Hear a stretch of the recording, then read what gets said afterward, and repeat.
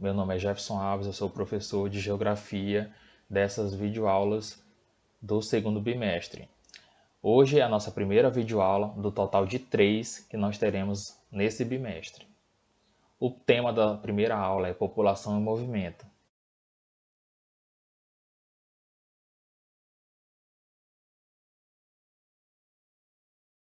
Que é justamente uma aula acerca da formação do povo brasileiro, de como nós chegamos aonde estamos hoje. A formação do povo brasileiro.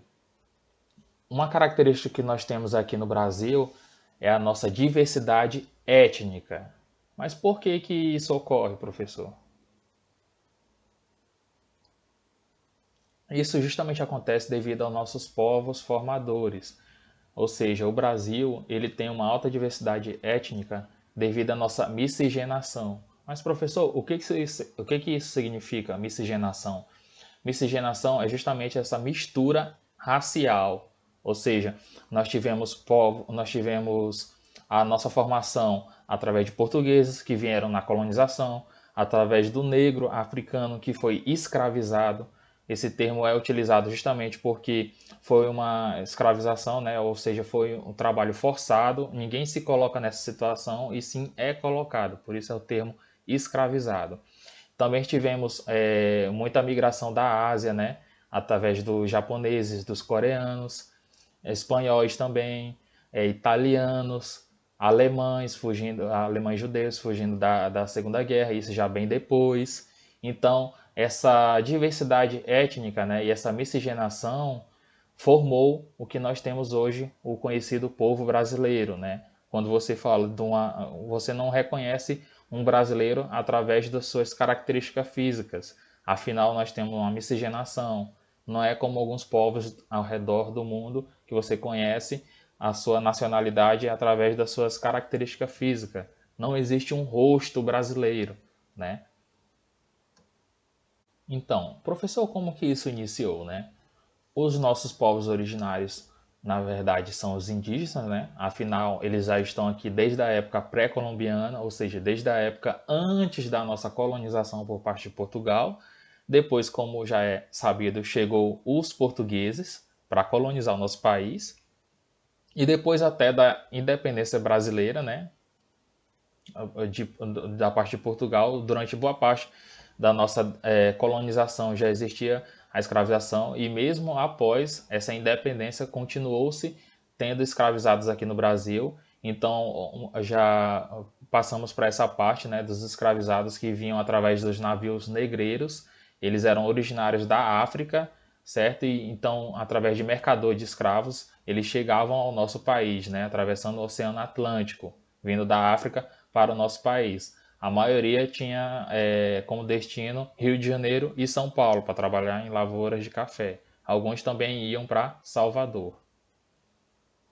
Ou seja, essa é considerada uma migração forçada, pois eles não se colocaram nessa situação e sim foram forçados a estar nela. E aqui nós temos as rotas dos navios negreiros. Esse mapa aqui ele também vai abordar a América Central, mas nosso objeto aqui hoje é o nosso país, afinal é a formação do nosso povo, estamos estudando, certo? Então nós podemos observar que às vezes a gente falando África, né, que o negro veio da África escravizado para o Brasil, nós temos a ideia de que eles vinham, os escravizados vinham somente da África do Sul, mas não, eles vinham de todo o continente africano forçadamente para o Brasil. Como falei, alguns iam para Salvador, também tinha São Luís, outras cidades do Brasil, mas a principal rota, né, pós-colonização já foi Rio de Janeiro e São Paulo. Bom, dado esse breve histórico, né, bem breve histórico, o censo de 2010 teve essas informações, né? 47% das pessoas se autodeclarou branca, os pardos foram 43% e os pretos são 47%, os pretos são 7%. Geralmente é somado os pretos aos pardos, né? E se dá em grande maioria do povo brasileiro, né? Se considera preto ou pardo. Também nós temos alguma pequena parte aqui dos orientais, né? Dos povos asiáticos, que nós chamamos, principalmente os japoneses e coreanos, que somam 1%, e nós também temos os indígenas, que é 0,4% da nossa população. Aqui nós temos o mapa étnico, né, brasileiro feito através do censo de 2010, que eu já citei, do IBGE. Nós podemos observar a grande separação racial, né, através das regiões brasileiras. Aqui na nossa região Nordeste e na região Norte, né, e grande parte do Brasil, na verdade, é composta por pretos e pardos, né, principalmente por pardos. Aqui nós podemos observar a legenda. Aqui na nossa região norte, né, principalmente aqui na zona da Amazônia Legal, nós podemos observar alguma concentração dos indígenas, né? Realmente essa região tem uma boa quantidade de indígenas, afinal é a região que Itaituba fica situada, né? A Amazônia Legal e também a região norte, né? E nós, de conhecimento geral, que na cidade também tem povos indígenas. E nós também observamos aqui já para a região sul do Brasil, que se concentra grande parte e estão também em maiorias os brancos, né? Isso se dá muito pela migração europeia para essa região.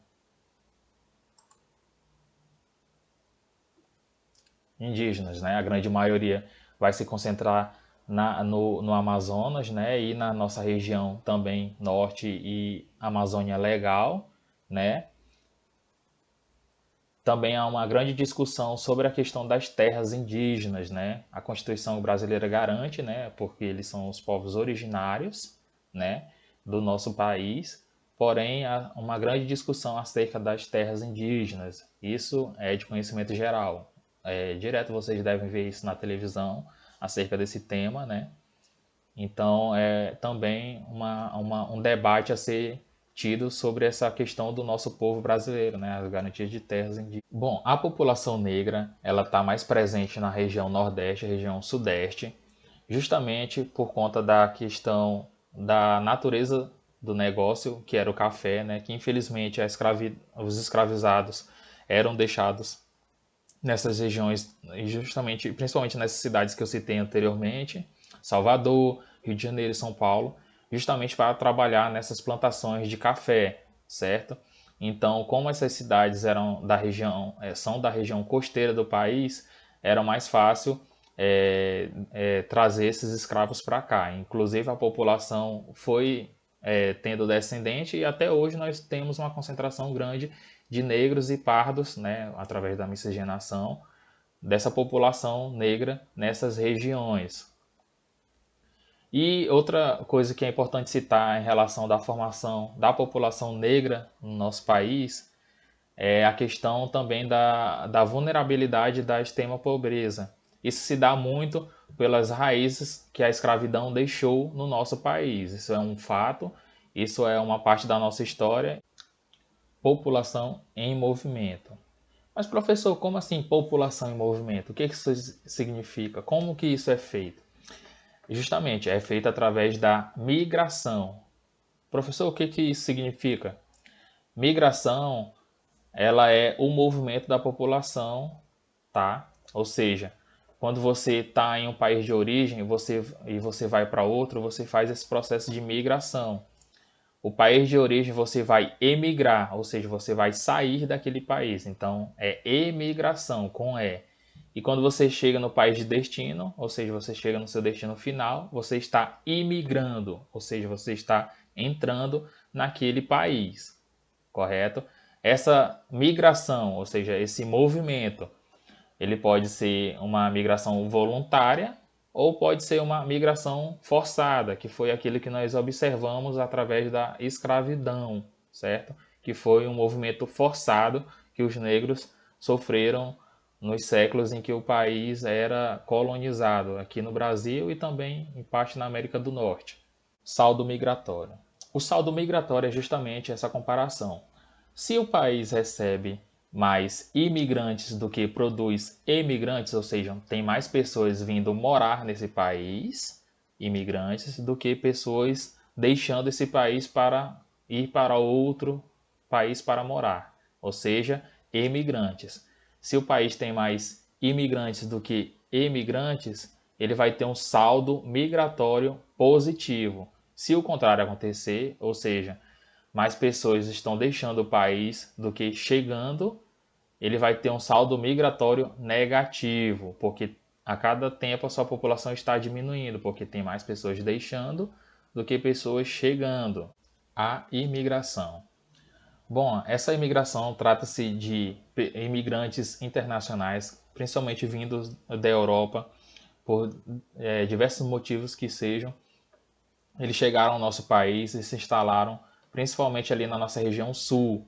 Lembra que quando eu estava mostrando o mapa étnico do Brasil, nós vimos que na região sul a incidência de pessoas brancas eram bem maior do que o resto do Brasil. Justamente essa grande leva de imigrantes vindo da Europa contribuiu fortemente para que isso acontecesse. Essa população vinda da Europa veio justamente pelo incentivo que o governo brasileiro deu. Ao chegar aqui no Brasil, eles receberam terras, receberam incentivos para que se tornassem agricultores. Afinal, nessa época, no século XIX, em que esses imigrantes chegaram, existia uma certa disputa territorial, né, de alguns países com o Brasil por essa região. Então, justamente era muito interessante para o Brasil que pessoas de nacionalidades brasileiras, né, que eles receberam, ocupassem essa região, justamente para que se fosse realmente demarcado como território brasileiro indissolúvel, né, que não existisse uma contestação de que esse território fosse nosso, justamente pela quantidade de pessoas de pessoas de nacionalidade brasileira ocupando ela. E aqui nós temos a migração nordestina. Pelos mesmos motivos, a região amazônica precisava ser ocupada por brasileiros. Então, o governo brasileiro, tendo em vista a região de seca e a região de extrema pobreza que o Nordeste era nessa região, principalmente ali ainda na década de 70, houve um grande incentivo do governo brasileiro para a ocupação da Amazônia, da nossa região amazônica. E aí a grande ideia foi justamente trazer o povo nordestino à Amazônia, né?